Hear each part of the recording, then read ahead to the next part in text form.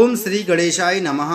नमस्कार दोस्तों, स्वागत है आप सभी का हमारे चैनल भक्ति ज्ञान में। दोस्तों, आज मैं आपको वैशाख कृष्ण गणेश चतुर्थी व्रत की कथा सुना रहा हूँ, जिसमें हम सुनेंगे धर्मकेतु नामक ब्राह्मण की कथा।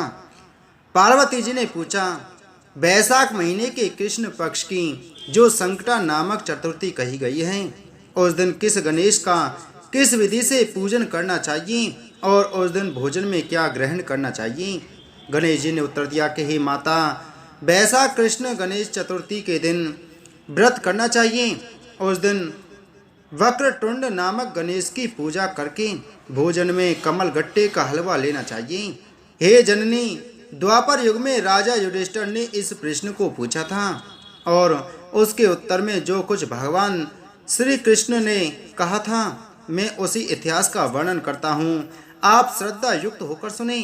श्री कृष्ण बोले, हे राजा युधिष्ठिर, इस कल्याण दात्री चतुर्थी का व्रत जिसने किया और उसे जो फल प्राप्त हुआ, मैं उसे ही कह रहा हूँ। प्राचीन काल में एक रंतिदेव नामक प्रतापी राजा हुए हैं। जिस प्रकार आग तृण समूहों को जला डालती है, उसी प्रकार वे अपने शत्रुओं के विनाशक थे। उनकी मित्रता यम, कुबेर, इंद्र आदि देवों से थी। उन्हीं के राज्य में धर्मकेतु नामक एक श्रेष्ठ ब्राह्मण रहते थे। उनके दो स्त्रियां थीं, एक का नाम सुशीला और दूसरी का नाम चंचला था। सुशीला नित्य ही कोई ना कोई व्रत किया करती थी, फलतः उसने अपने शरीर को दुर्बल बना डाला था। इसके विपरीत चंचला कभी भी कोई व्रत उपवास आदि न करके भर पेट भोजन करती थी। इधर सुशीला को सुंदर लक्षणों वाली एक कन्या हुई और उधर चंचला को पुत्र रत्न की प्राप्ति हुई। यह देखकर चंचला बारंबार सुशीला को ताना देने लगी, अरे सुशीला, तूने इतना व्रत उपवास करके शरीर को जर्जर बना डाला, फिर भी एक कृशकाय कन्या को जन्म दिया। मुझे देख, मैं कभी व्रत आदि के चक्कर में न पड़कर हष्ट पुष्ट बनी हुई हूँ और वैसे ही बालक को भी उत्पन्न किया है। अपनी सौत का व्यंग्यवाण सुशीला के हृदय में चुभने लगा। वह पतिव्रता विधिवत गणेश जी की उपासना करने लगी। जब सुशीला ने भक्ति भाव से संकट नाशक गणेश चतुर्थी का व्रत किया, तो रात्रि में वरदायक गणेश जी ने उसे दर्शन दिया।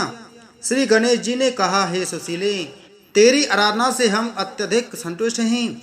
मैं तुम्हें वरदान दे रहा हूँ कि तेरी कन्या के मुख से निरंतर मोती और मूंगा प्रवाहित होते रहेंगे। हे कल्याणी, इससे तुझे सदा प्रसन्नता रहेगी।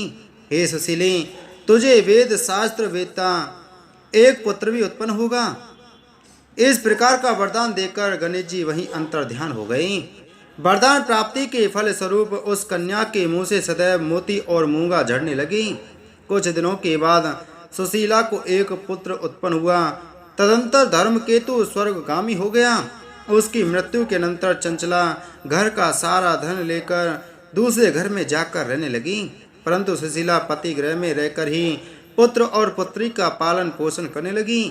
उस कन्या के मुंह से मोती मूंगा गिरने के फल स्वरूप सुशीला के पास अल्प समय में ही बहुत सा धन एकत्रित हो गया। इस प्रकार चंचला उससे ईर्ष्या करने लगी। एक दिन हत्या करने के उद्देश्य से चंचला ने सुशीला की कन्या को कुएं में ढकेल दिया। उस कुएं में गणेश जी ने उसकी रक्षा की और वह बालिका सकुशल अपनी माता के पास लौट आई। उस बालिका को जीवित देखकर चंचला का मन उद्विग्न हो उठा। वह सोचने लगी कि जिसकी रक्षा ईश्वर करता है, उसे कौन मार सकता है। इधर सुशीला अपनी पुत्री को पुनः प्राप्त कर प्रसन्न हो गई। पुत्री को छाती से लगाकर उसने कहा, श्री गणेश जी ने तुझे पुनः जीवन दिया है। अनाथों के नाथ गणेश जी ही हैं। चंचला आकर उसके पैरों में नतमस्तक हुई। उसे देखकर सुशीला जी के आश्चर्य का ठिकाना न रहा। चंचला हाथ जोड़कर कहने लगी, हे बहन सुशीले, मैं बहुत ही पापनी और दुष्टा हूँ। आप मेरे अपराधों को क्षमा कीजिए। आप दयावती हैं। आपने दोनों कुलों का उद्धार कर दिया। जिसका रक्षक देवता होता है, उसका मानव क्या बिगाड़ सकता है। जो लोग संतों एवं सत्पुरुषों का दोष देखते हैं, वे अपनी करनी से स्वयं नाश को प्राप्त होते हैं। इसके बाद चंचला ने भी उस कष्ट निवारक पुण्यदायक संकट नाशक गणेश जी के व्रत को किया। श्री गणेश जी के अनुग्रह से परस्पर उन दोनों में प्रेम भाव स्थापित हो गया। जिस पर गणेश जी की कृपा होती है उसके शत्रु भी मित्र बन जाते हैं। सुशीला द्वारा संकट नाशक गणेश चतुर्थी व्रत किए जाने के कारण ही उसकी सौत चंचला का हृदय परिवर्तन हो गया। श्री गणेश जी कहते हैं कि हे देवी, पूर्व काल का पूरा वृतांत आपको सुना दिया। इस लोक में इससे श्रेष्ठ विघ्न विनाशक कोई दूसरा व्रत नहीं है। श्री कृष्ण जी कहते हैं कि हे धर्मराज, आप भी विधि पूर्वक गणेश जी का व्रत कीजिए। इसके करने से आपके शत्रुओं का नाश होगा तथा अष्ट सिद्धियां और नवनिधियां आपके सामने करबद्ध होकर खड़ी रहेंगी। हे धर्मपरायण युधिष्ठिर, आप अपने भाइयों, धर्म पत्नी और माता के सहित इस व्रत को कीजिए। इससे थोड़े समय में ही आप अपने राज्य को प्राप्त कर लेंगे। बोलो गणेश भगवान की जय। बोलो श्री कृष्णचंद्र भगवान की जय। आइए अब सुनते हैं चौथ माता की 12 महीने की कहानी। चौथ माता की कहानी हर महीने की चौथ के व्रत के समय कई बार सुनी जाती है। एक नगर में एक बूढ़ी माँ रहती थी। वह अपने बेटे की सलामती के लिए 12 महीनों की चौथ का व्रत करती थी।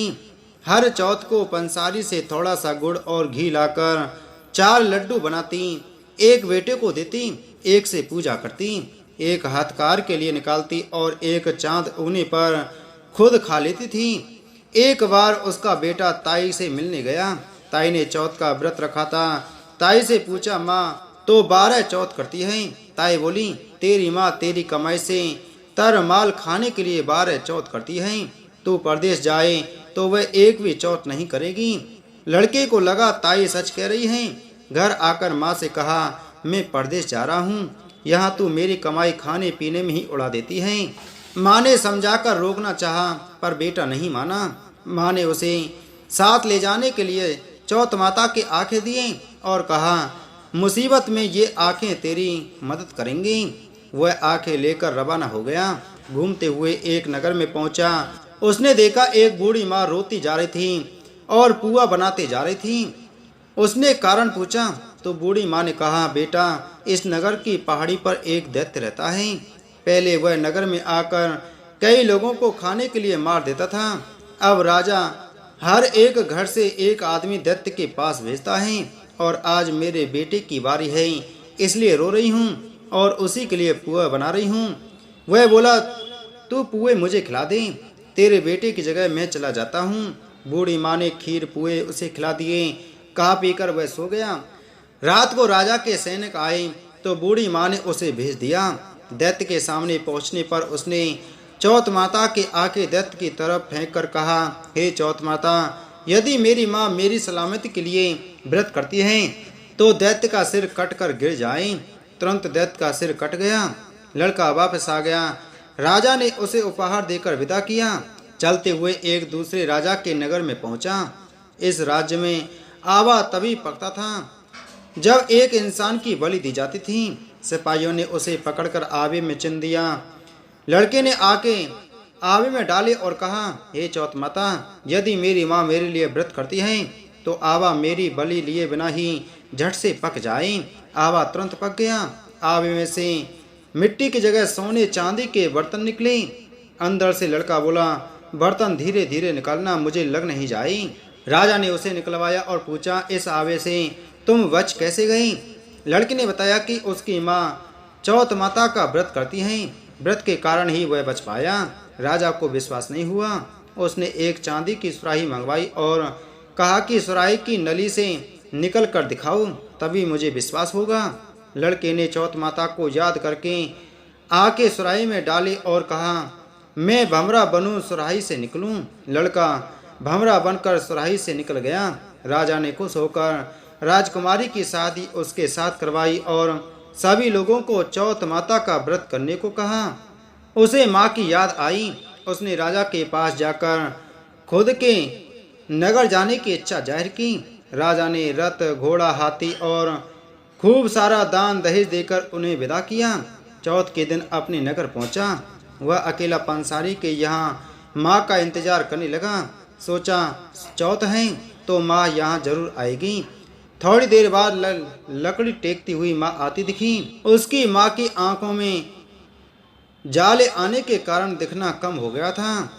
लड़के ने जानबूझकर अपना पैर लकड़ी से लगा दिया।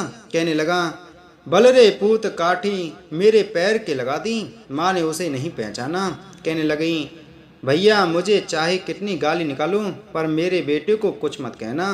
बेटा माँ के चरणों पर गिर पड़ा। कहा, माँ मैं तेरा ही बेटा हूँ, मुझे माफ़ कर दो। माँ ने उसे गले लगा लिया। नगर के लोगों ने विश्वास नहीं किया कि वह उसी का बेटा है।